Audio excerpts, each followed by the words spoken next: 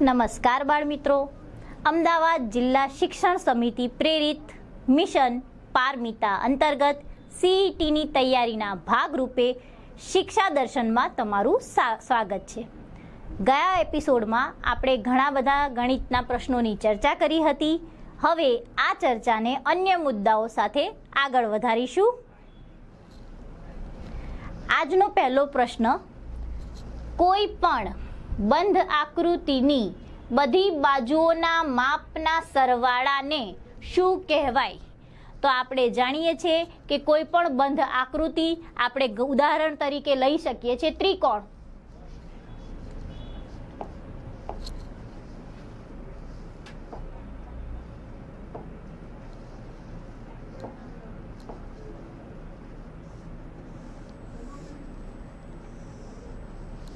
કોઈ પણ બંધ આકૃતિ છે એની તમામ બાજુઓના માપનો સરવાળો, આપણે એને કયા નામે ઓળખીએ છીએ? સાદી રીતે એને કહીએ છીએ આપણે પરિમિતિ। તો વિકલ્પ બી એ તમારા પ્રશ્નનો જવાબ છે।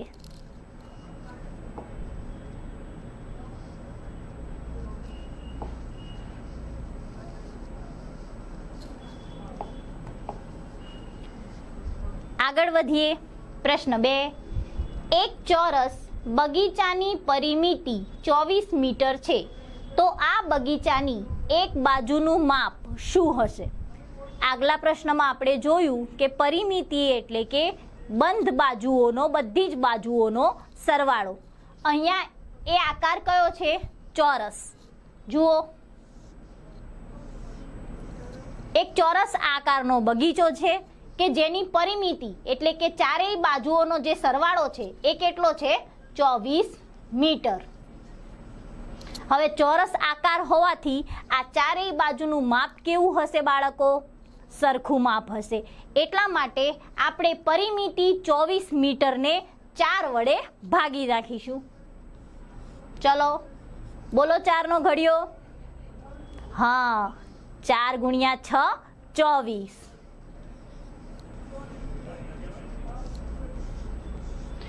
6 મીટર। હવે અહીંયા જુઓ, તમારી પાસે બે વિકલ્પ છે જેમાં 6 લખેલું છે। વિકલ્પ બી 6 સેન્ટીમીટર અને વિકલ્પ સી 6 મીટર। પરંતુ તમે જાણો છો કે જો પરિમિતિ મીટરમાં આપેલી હશે માટે બાજુઓનું માપ પણ કેવું હશે? મીટરમાં હશે। તો બગીચાની એક બાજુનું માપ શું થશે? 6 મીટર। તો અહીં વિકલ્પ સી 6 મીટર એ સાચો જવાબ છે। હવે આગળના પ્રશ્ન તરફ જઈએ। પ્રશ્ન 3, એક લંબચોરસ વર્ગખંડની બાજુઓની લંબાઈ અને પહોળાઈ અનુક્રમે 18 અને 15 મીટર છે। આપણે થોડી સમજણ માટે એક કાચી આકૃતિ દોરી લઈએ।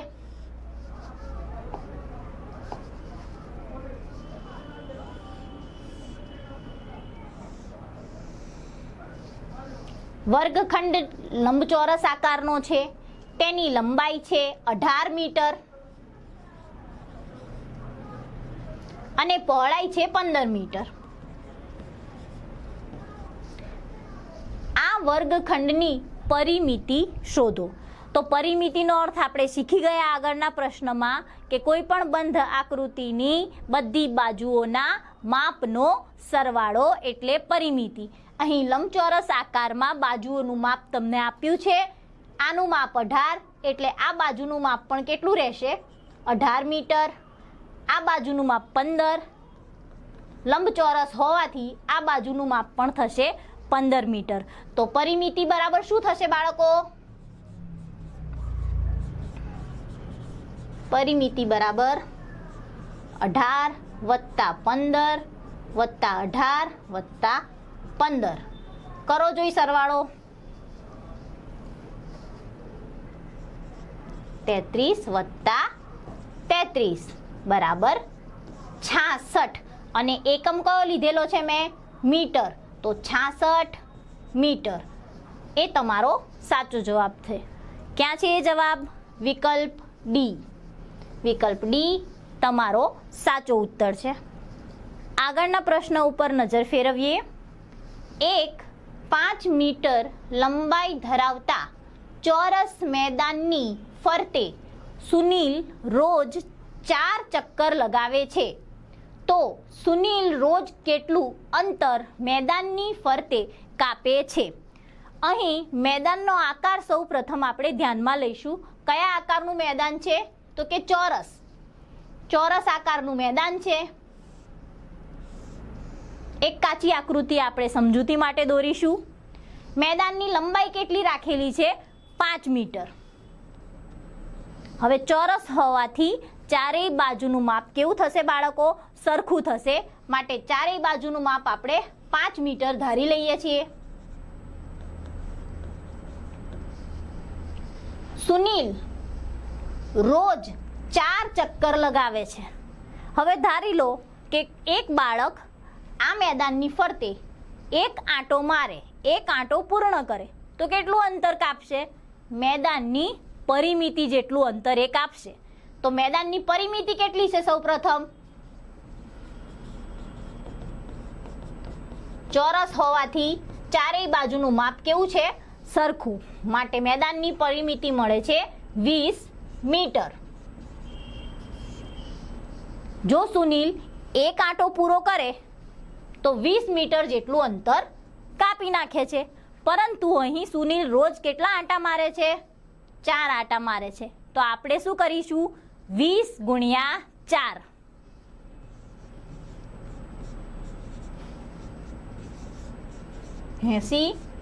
મીટર. તો શું મળે છે આ પ્રશ્નનો જવાબ? કે સુનિલ દરરોજ 80 મીટર જેટલું અંતર મેદાનની ફરતે કાપે છે. ક્યાં છે મીટર? 80 મીટર જેવો. વિકલ્પ સી એ તમારો સાચો જવાબ છે.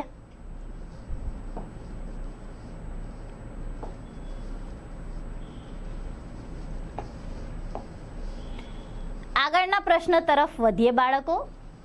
તમારા ગણિતના પાઠ્યપુસ્તકનું ક્ષેત્રફળ દર્શાવવા કયો વિકલ્પ યોગ્ય છે?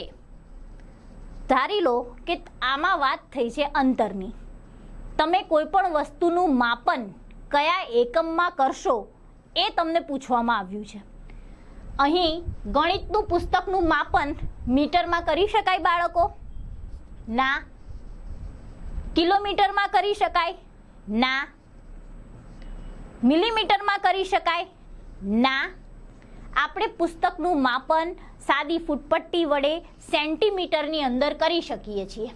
માટે જે ક્ષેત્રફળ આપણે શોધીશું એટલે કે લંબાઈ ગુણ્યા પહોળાઈ, તો એનો એકમ કેવો રહેશે?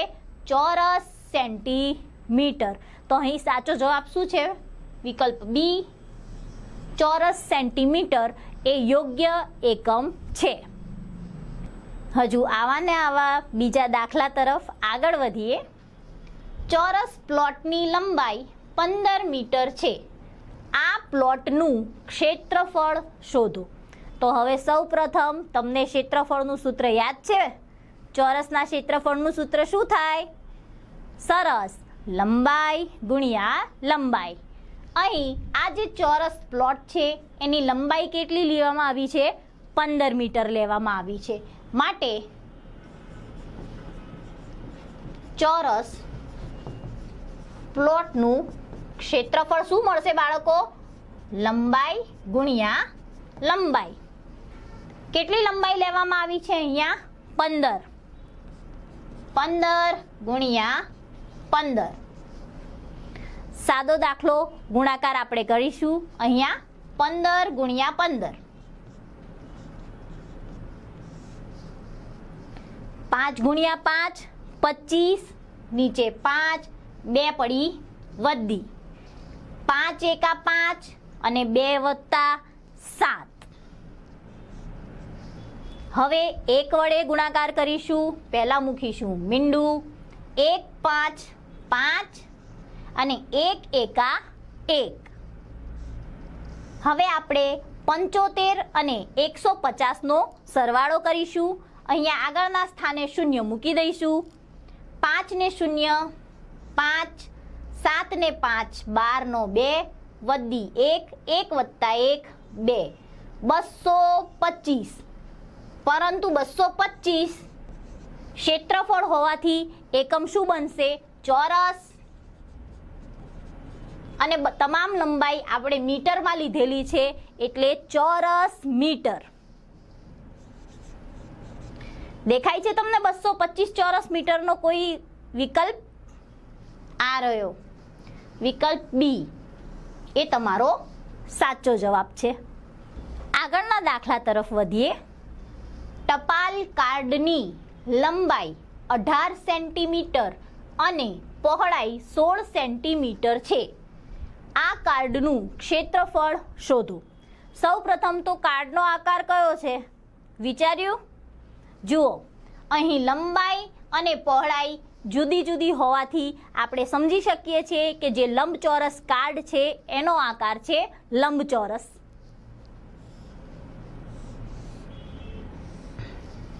લંબાઈ છે 18 સેન્ટીમીટર અને પહોળાઈ છે 16 સેન્ટીમીટર. અને ફરી આપણે શું શોધવાનું છે? એનું ક્ષેત્રફળ. ક્ષેત્રફળ, હા, લંબચોરસનું ક્ષેત્રફળ શું છે? એનું સૂત્ર લંબાઈ ગુણ્યા પહોળાઈ. ખૂબ જ સરસ બાળકો. લંબચોરસનું ક્ષેત્રફળ થાય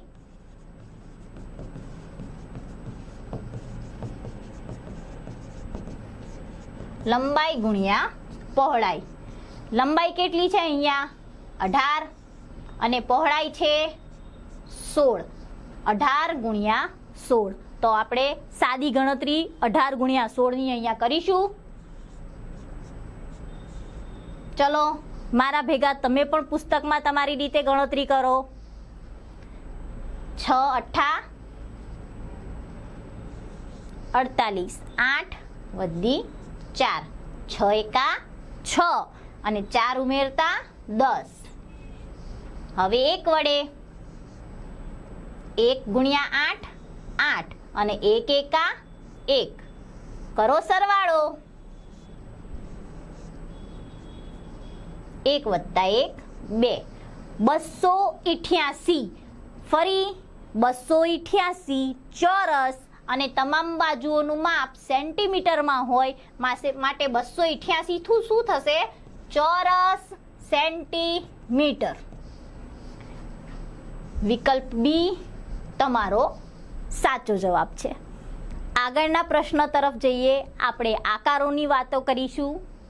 નીચે પૈકી કોની પરિમિતિ સૌથી વધુ છે? અહીંયા તમને 4 આકાર દોરીને આપ્યા છે: ચોરસ, લંબચોરસ, ત્રિકોણ અને પંચકોણ. આપણે ચારેય આકારોને એવું ધારી લઈશું કે બાજુઓનું માપ છે સરખું. આ છે ચોરસ. ચોરસની પરિમિતિ કેટલી થશે?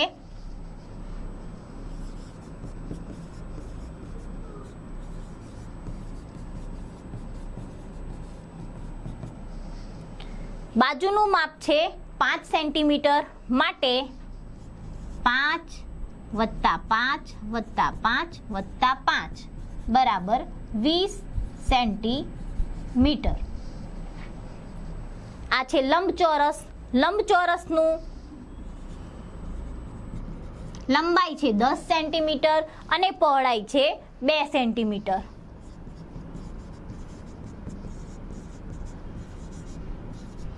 લંબચોરસની પરિમિતિ થશે 10 વત્તા 2 વત્તા 10 વત્તા 2,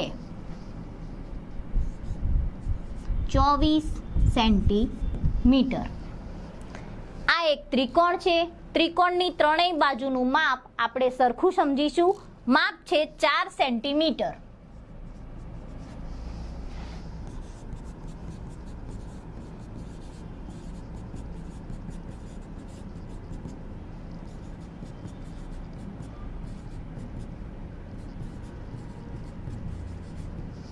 ત્રિકોણની પરિમિતિ થશે 12 સેન્ટીમીટર. આ એક પંચકોણ છે. દરેક બાજુનું માપ સમાન ધારી લઈશું. બાજુનું માપ છે 3 સેન્ટીમીટર માટે પંચકોણની પરિમિતિ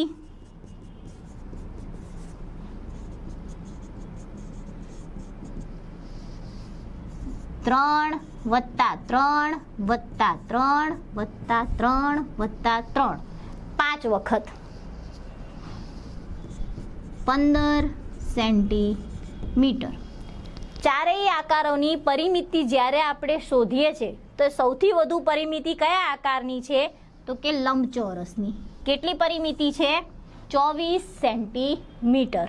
માટે તમારો સાચો જવાબ છે વિકલ્પ બી, લંબચોરસ. આગળના કોયડા તરફ વધીએ. પ્રશ્ન 9. આપેલા આકારમાં કેટલા ખૂણા છે? આ આકાર તમે જોઈ શકો છો. એની અંદર તમને 3 ખૂણા જોવા મળે છે. આ એક ખૂણો, એક આ ખૂણો અને આ ત્રીજો ખૂણો. તો જવાબ શું આવશે? 3. વિકલ્પ એ તમારો સાચો જવાબ છે. આગળ વધીએ. પ્રશ્ન 10.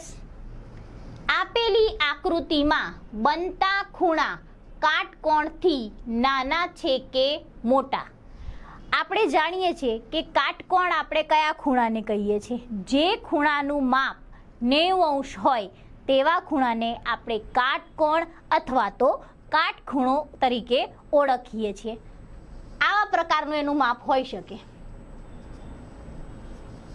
તો અહીંયા જે 3 ખૂણા આ આકૃતિમાં તમને દેખાય છે,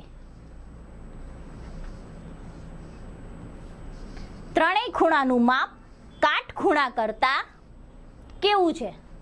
વધુ છે? ના. એના જેટલું છે? તો પણ ના. ખૂણા તો બને છે, માટે એકેય નહીં. આ વિકલ્પ તો આવી જ ન શકે. તો આપણો જવાબ શું છે? કાટકોણથી નાના. ટૂંકમાં આ ત્રણેય જે ખૂણા બને છે ત્રિકોણના, એ કાટકોણથી કેવા બને છે? નાના ખૂણા બને છે. વિકલ્પ બી તમારો સાચો જવાબ છે. પ્રશ્ન 11.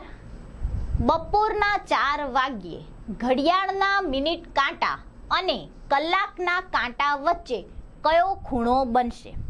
હવે તમે જુઓ, અહીં આપણે ઘડિયાળની કલ્પના કરવાની છે.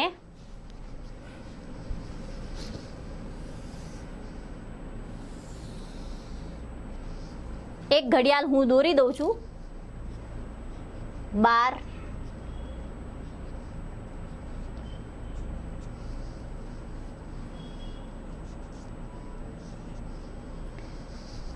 4 વાગ્યે ત્યારે કલાકનો કાંટો ક્યાં હશે?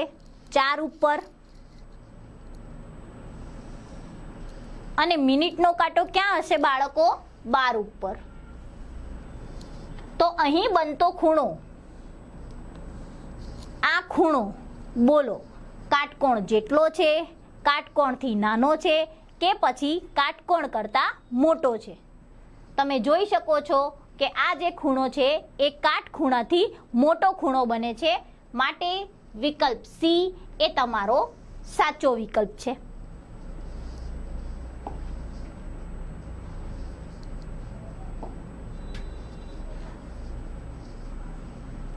પ્રશ્ન 12. અહીં ઘડિયાળના કાંટા વચ્ચે કયો ખૂણો બને છે? ઘડિયાળનું ચિત્ર અહીં આપેલું છે. તમે જોઈ શકો છો કે મિનિટનો કાંટો 12 ઉપર છે અને કલાકનો કાંટો 5 ઉપર છે. 5 વાગ્યા છે આ ઘડિયાળમાં. તો આ જે બનતો ખૂણો છે, એ ખૂણો કાટખૂણો છે, કાટખૂણાથી નાનો છે કે પછી કાટખૂણાથી મોટો છે? જોઈ શકીએ છીએ કે આ જે ખૂણો છે એ આપણા સામાન્ય કાટખૂણા કરતાં કેવો છે? મોટો છે. માટે વિકલ્પ બી કાટકોણથી મોટો એ તમારો સાચો જવાબ છે.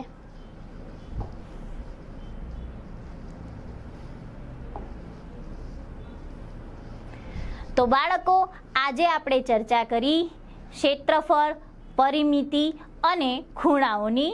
આગલા એપિસોડમાં બીજા મુદ્દાઓ સાથે ફરી હાજર રહીશું.